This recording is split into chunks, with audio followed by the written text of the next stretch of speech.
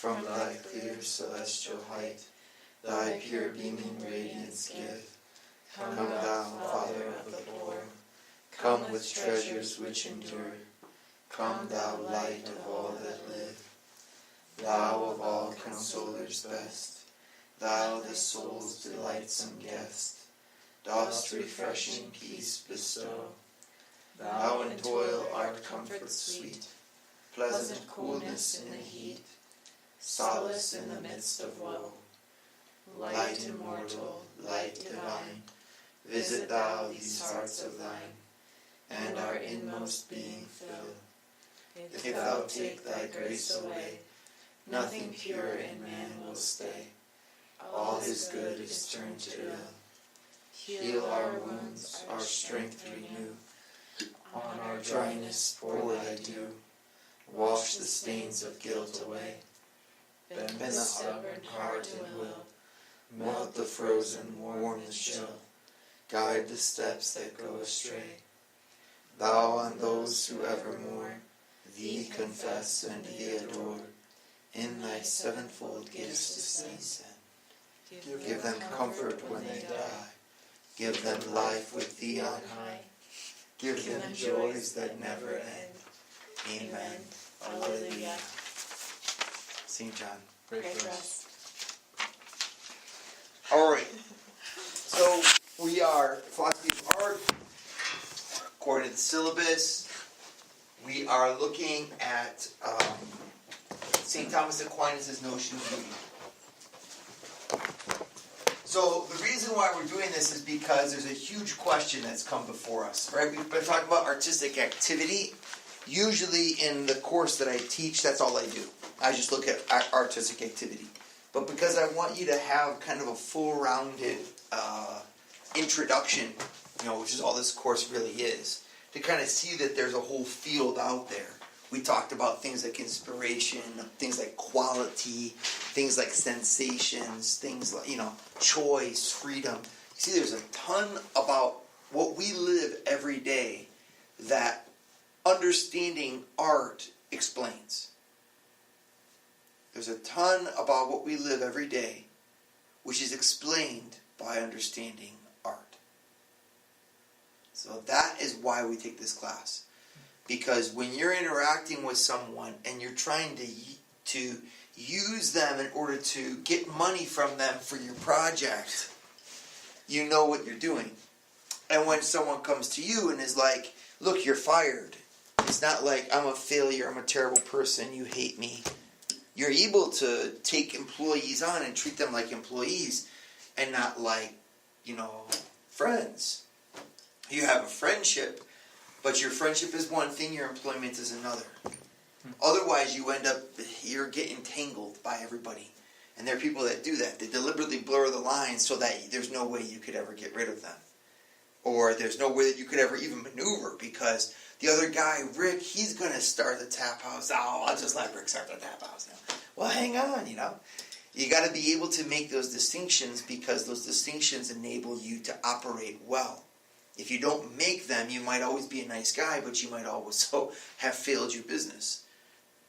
Because, take the same thing, if you don't hold your volunteers to a certain level of excellence, your ministry might have a website that Johnny really wanted to put up there because it came from his heart, but no one's going to come to your programs.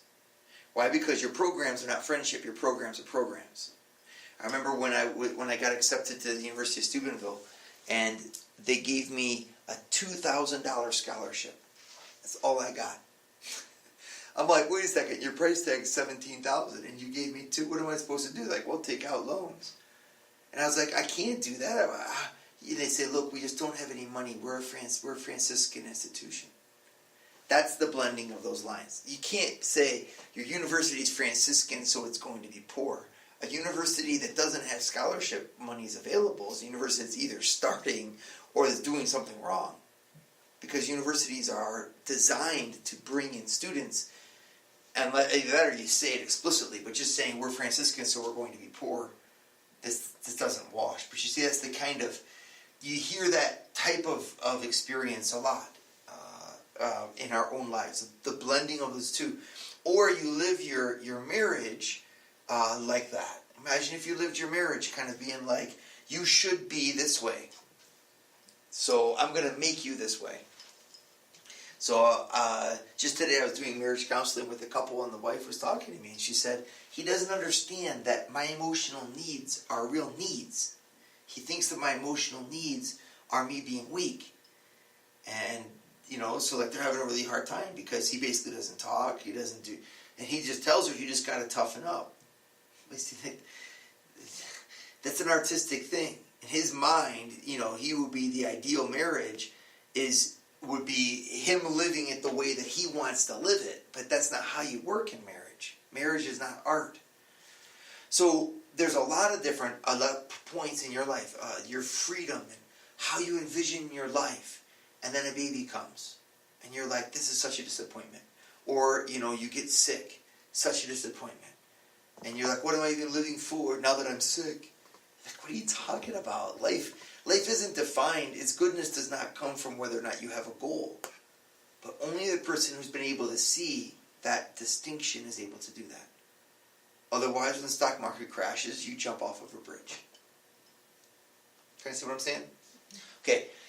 So that was, we saw a lot of that coming from the study of artistic activity. Another big theme that all of this touches upon is the theme of beauty. An incredible theme. So this is what most people talk about when they talk about philosophy of art. They'll speak of it as aesthetics. Aesthetics.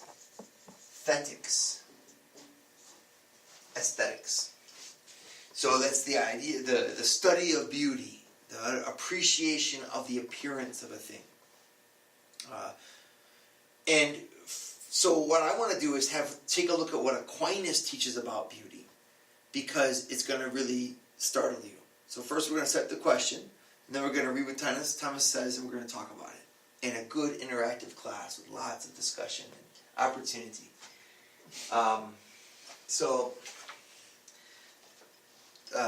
Trash. First thing, the question. So why is beauty a question? What is the question where beauty arises? I want to ask, is the beautiful the same as the good?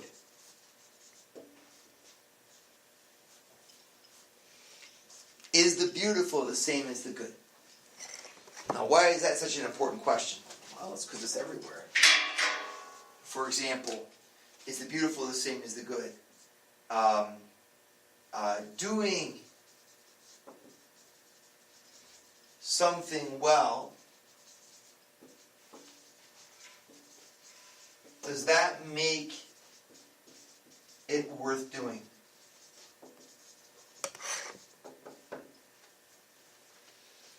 For example, is playing in the Olympics good? Should you allow your son to be an Olympic athlete? Convince me of it. Dad, I want to be a gymnast, says your 4-year-old girl. And so you say, I want you to be in the Olympics for the next 8 years. You're going to train. I think how old are the gymnasts? They're like 15. Mm-hmm. Okay, so she's like 4, so you're like, in 3 Olympic cycles, you're going to be there. She says, all right. So now you start training her. Why is that good?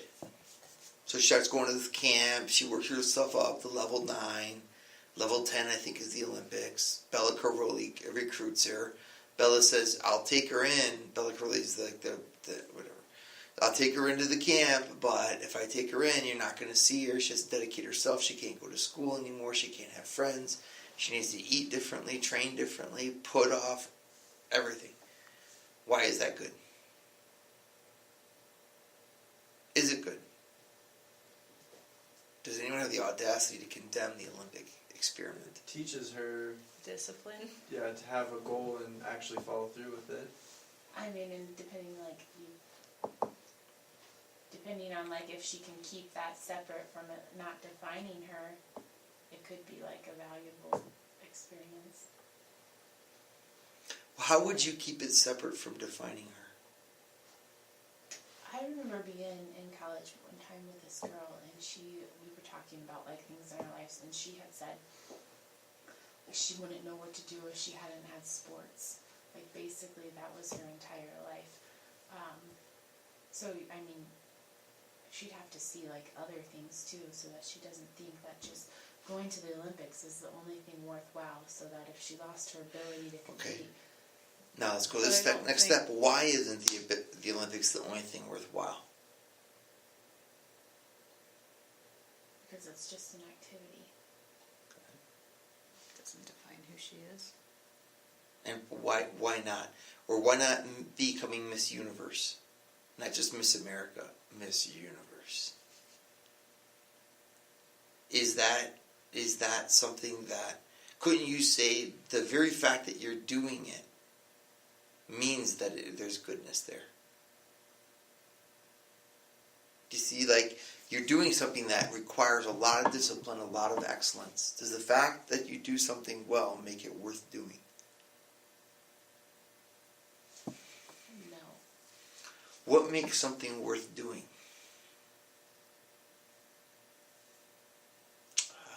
Difference between the beautiful and the good. You could ask the same question here. You could ask, is having great things a criteria for having a great life?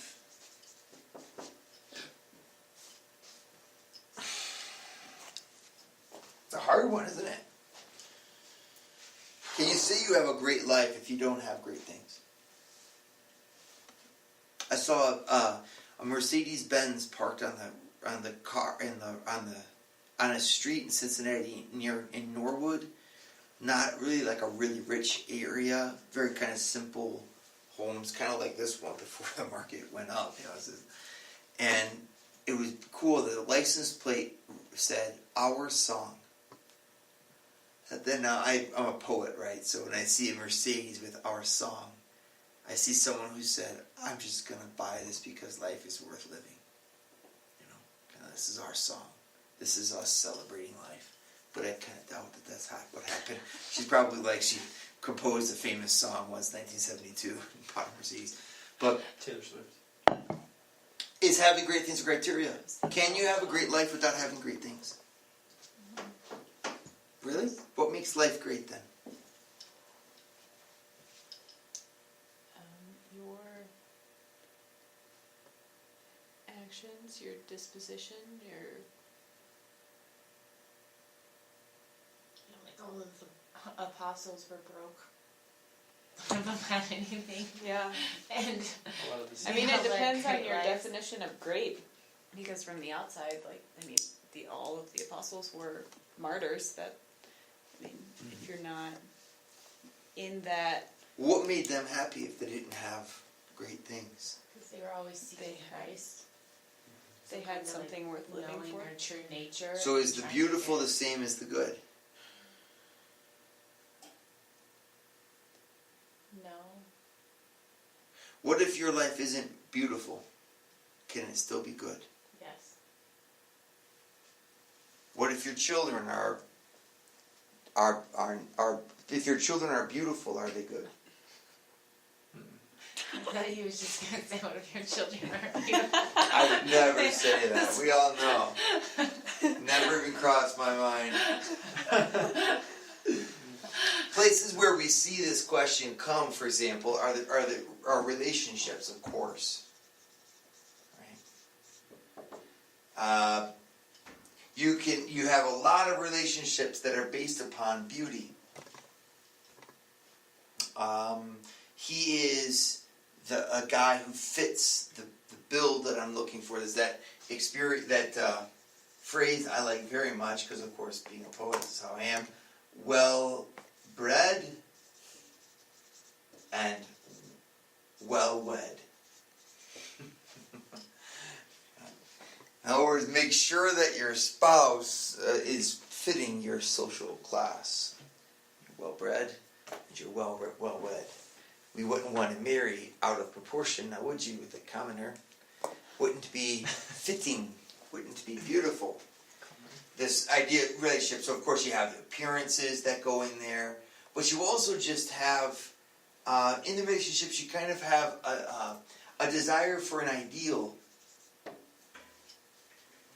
You know, when I used to be thinking about, oh, maybe I'll get married one day, I always imagined, okay, where would I live?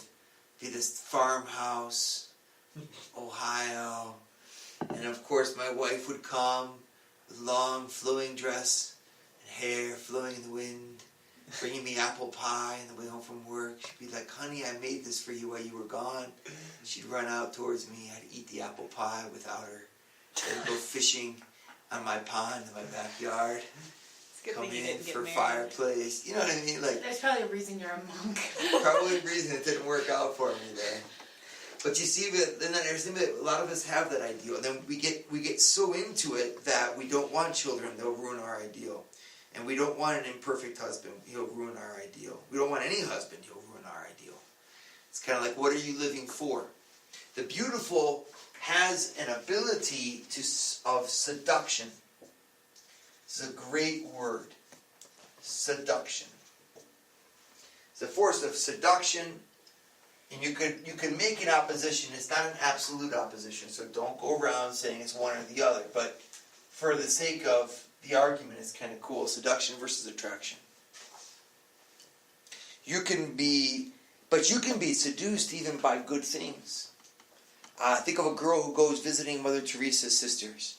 Oh my gosh, compared to I could be like a Joker sister, or I could be look at how beautiful their habits are.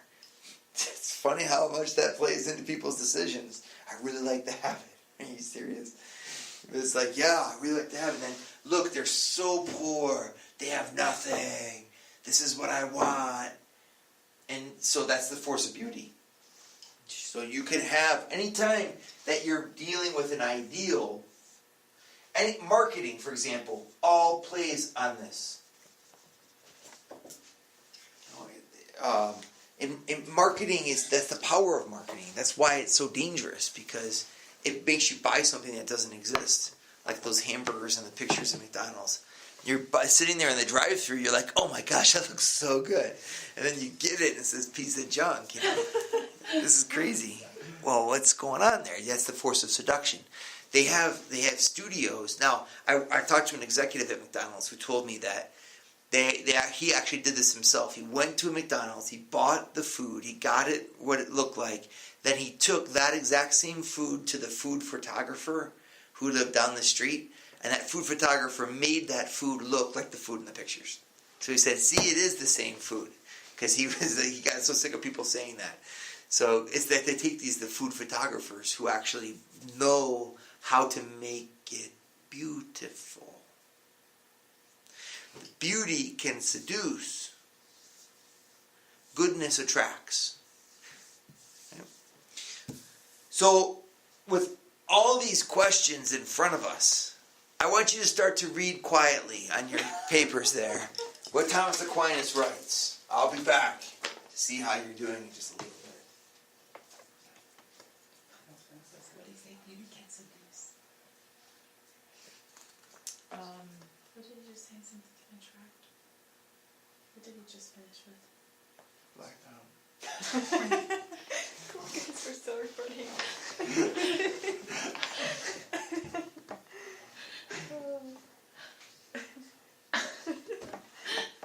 Oops. Maybe You can listen to the recording Yeah. later.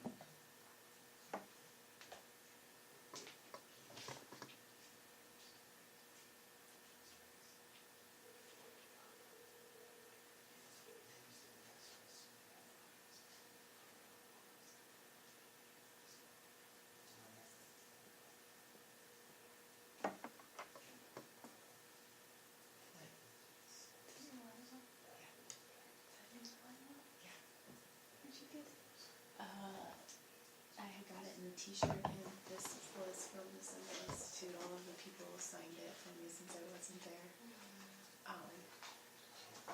It was very sweet. So Pat gave it to me this weekend. I know that. That's funny. She was like a whole suitcase of them with it. Wow. Just wondering what happened to Kathy and Mary. Because he went over there and no one was there.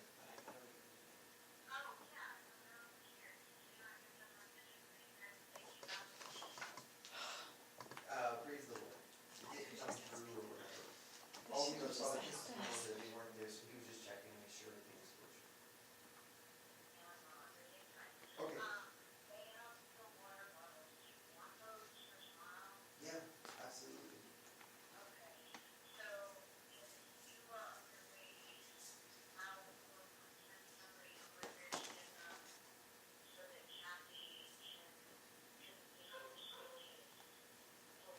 Well, can't we just do it tomorrow when she comes?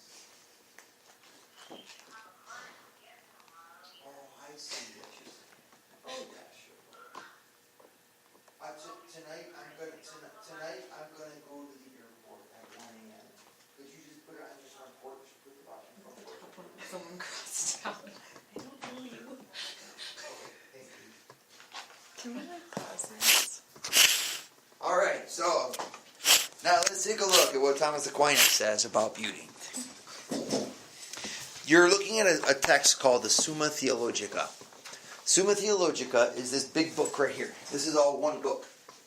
This is one book. Okay? This is back when men were men and women were too. Summa Theologica, that's one book. He wrote, this guy, this has no pictures, not a single picture. The entire thing is in Latin. And he wrote, this is just one of his books. He then wrote the Summa Contra Gentiles, a commentary. He would have the books that Thomas Aquinas wrote, if you were to stack them, it would be from here to probably like this. Okay, the guy was like the most intelligent man to ever live, in my humble opinion. Absolutely incredible. He would write 3 questions at the same time. He'd work on 3 subjects at once. He would sit at his table and have 3 secretaries. And so he would dictate to the one, and then dictate the other, and then go around like this while they kept on writing, and he would finish that up over there, and then this is one. So his mind was just spinning. He's the most amazing saint. I hope you all come to know him and love him in your lifetime. And so he wrote this book called the Summa, and the Summa is an ancient form. Is an ancient form of writing in which he takes a question. Like, is the beautiful the same as the good? And then he gives 3 arguments against his point. 3 objections, they're called. This would be like, it would seem that the good and the beautiful are the same. So he'd actually give 3 objections to his point. So it'd be like saying a question like, is Brie allergic to cheese? And now, of course, I'm like, well, no, she's not.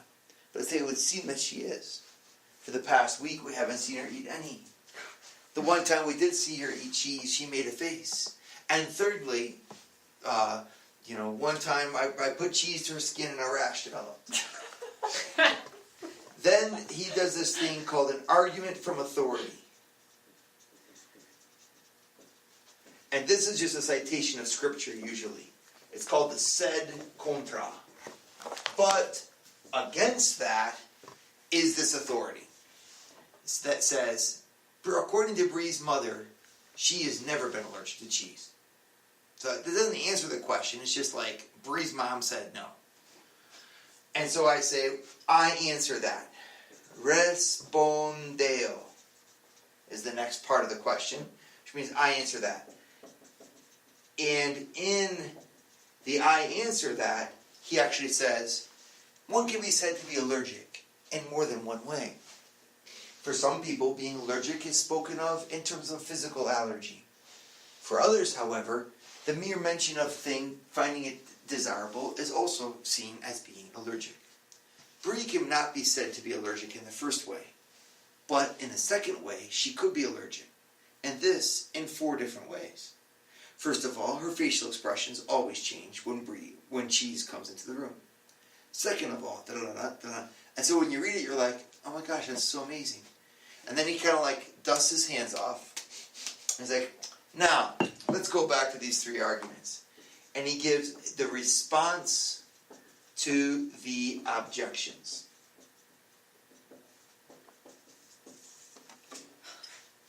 Response to the objections. So he goes back and he goes, in objection 1, it was this, I respond, that's stupid. So in the light of the respondeo, he gives a response. Now he does that like 1,127 times. To every possible question he can think about in theology. That's called the summa, the sum of theology.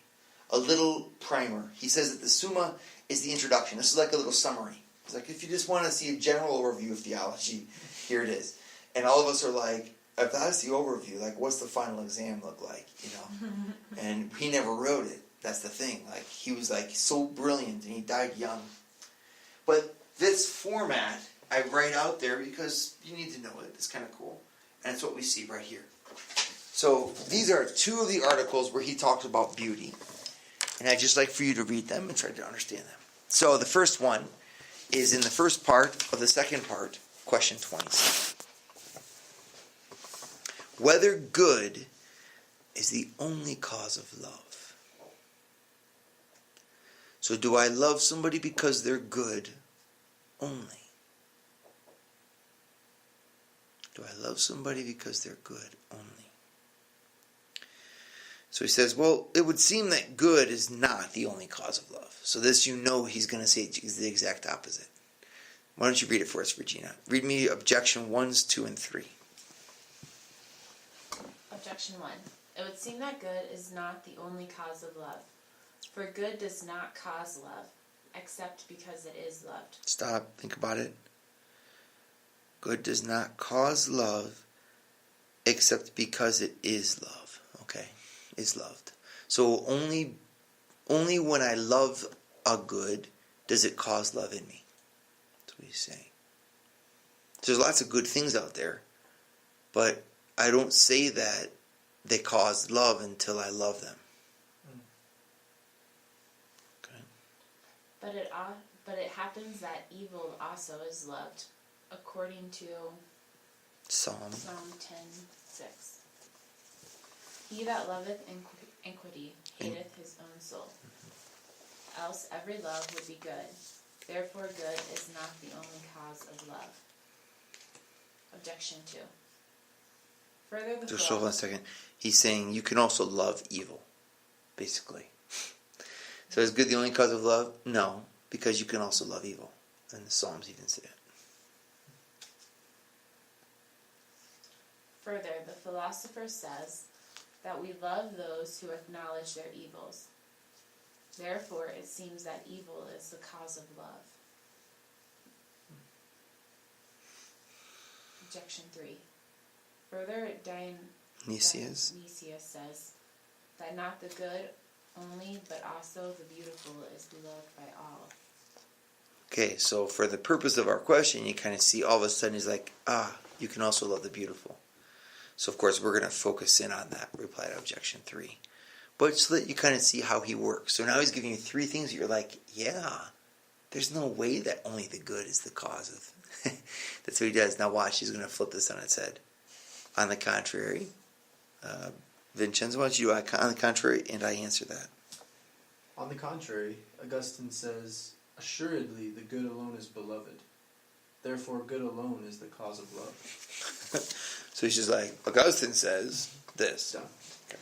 I answer that. As stated above, love belongs to the appetitive. Appetitive. Which means, what do you suppose that means? Appetite? Yep, appetite. The desire. The appetite. So the appetitive power is the power in you that has an appetite. As stated above, love belongs to the appetitive power, which is a passive faculty. Okay, think, what does that mean, passive faculty? It means It goes and comes. No. Good try, though. you don't think it, like it's not your thought choice, it's just a desire. Yeah, it's almost like it's something that's triggered in you. It's passive, not active. That way. So food will impact you, making you desire it. It's a passive faculty, not active. Go ahead. Wherefore its object stands in relation to it as the cause of its movement or act. There you go. So the glass of beer caused Vincenzo to want to drink it. Passive. Therefore the cause of love must need to be love's object. So Father Nathan comes in the room, everybody's heart becomes warm.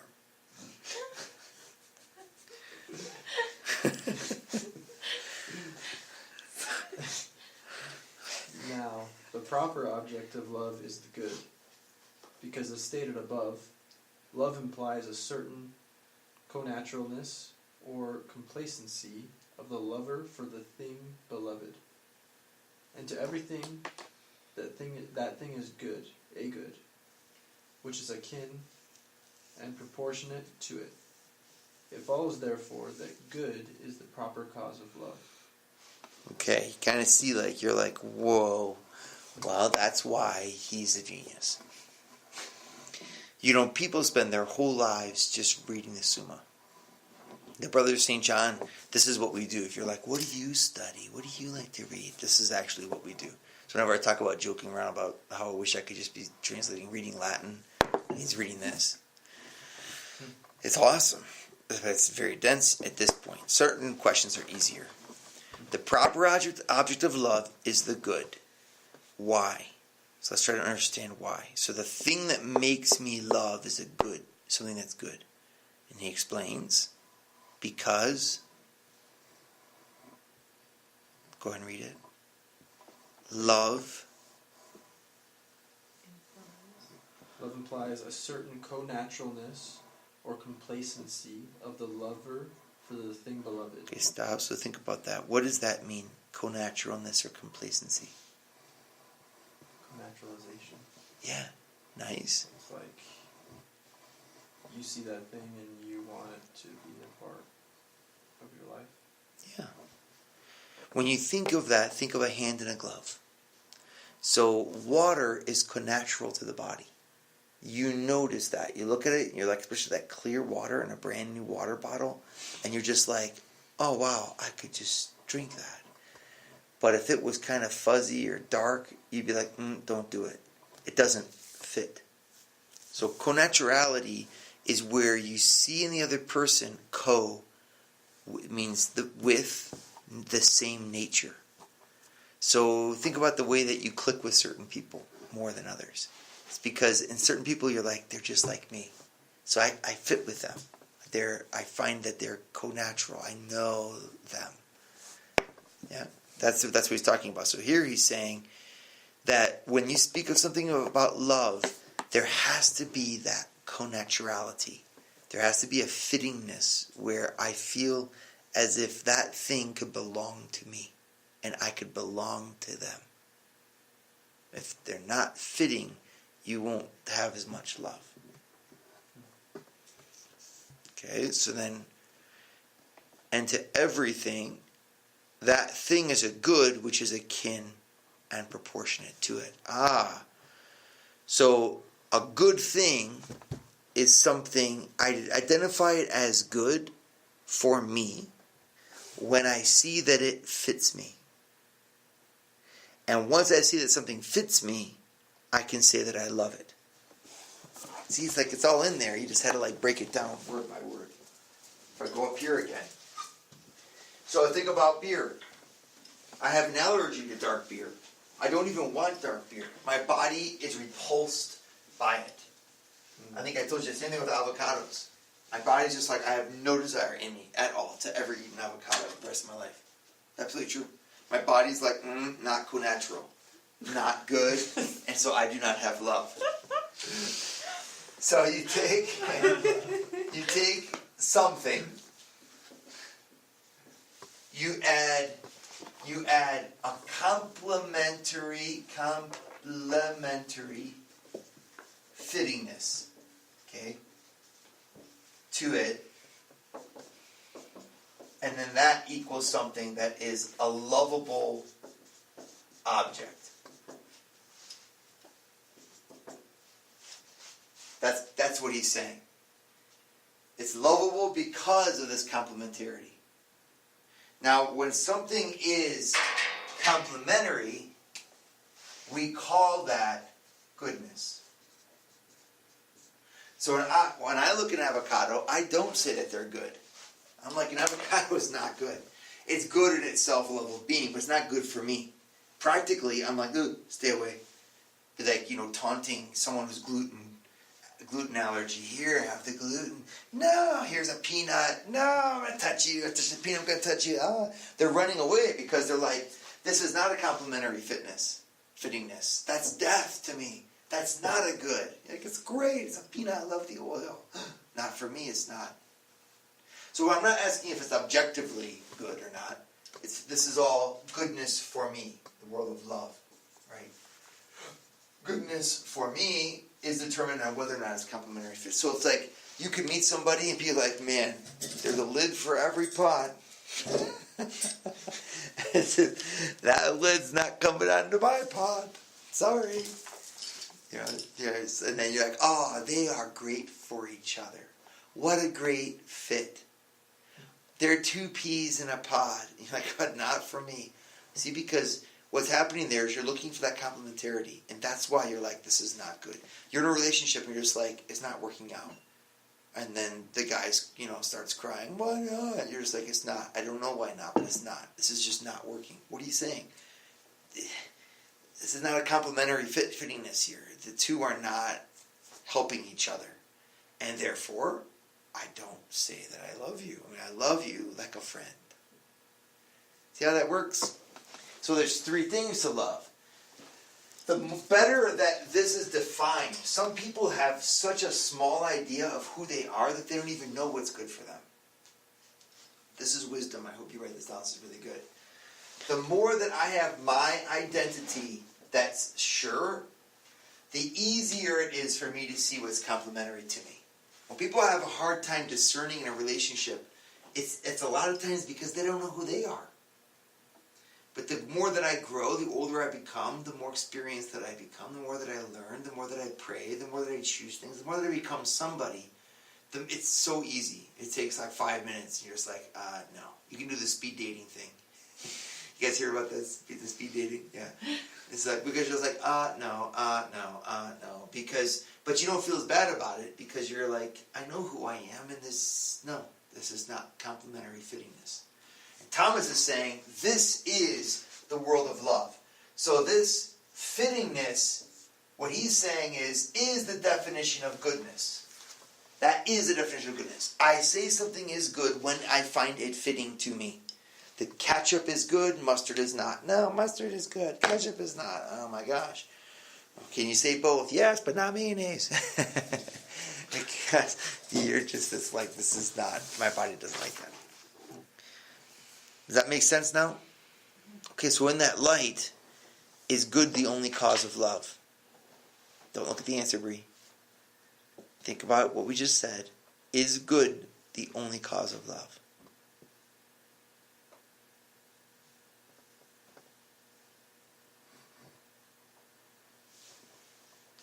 Look at the second thing in those terms.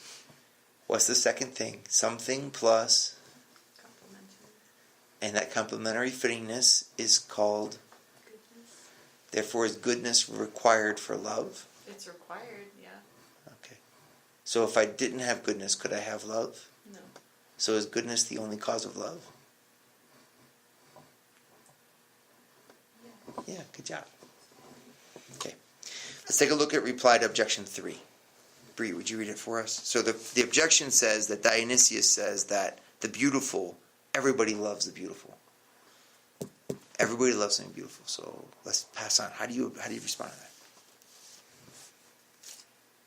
The beautiful is the same as the good, and they differ in aspect only. For since... Talk to me, Goose. Didn't you just say that good is the only cause of love? Yeah. We're looking at reply to objection 3. Let him teach you, Regina. I see what you're saying. You're like, wait a second, he just contradicted himself. But that's the whole point. He's going to distinguish the two. Should I keep? The beautiful is the same as the good, and they differ in aspect only. For since good is what all seek, the notion of good is that which claims the desire, while the notion of the beautiful is that which claims the desire by being seen or known.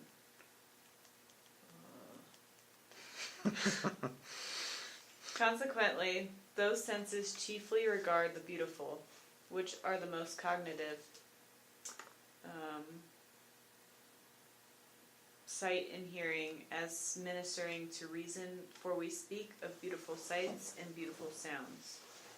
But in reference to the other objects of the other senses, we do not use the expression beautiful, for we do not speak of beautiful tastes and beautiful odors.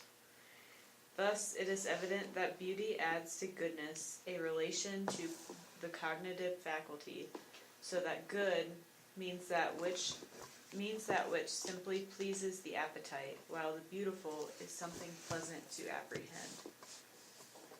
Boom. He just distinguished the two.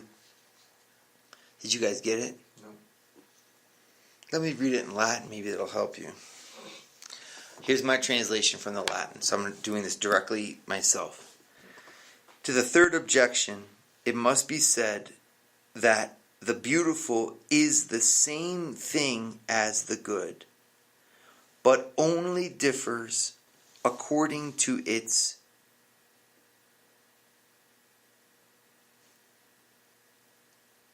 rational definition.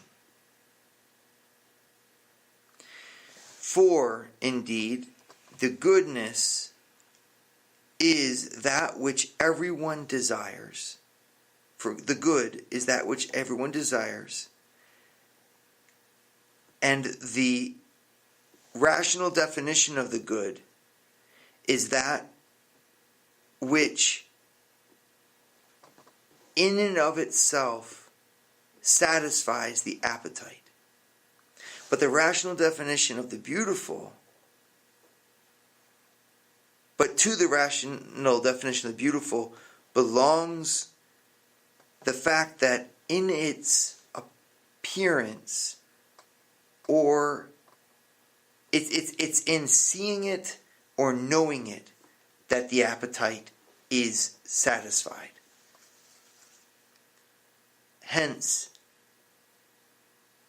unde et ili sensus praecipue respiciunt pulchrum. Hence, it is in this way especially that the beautiful is seen, namely, qui maxime cognoscitivi sunt. And in the way that it's seen and known the best, is that it be seen and heard. Wow, ratione de servientis, I don't know what that means. As ministering to reason? As ministering to reason.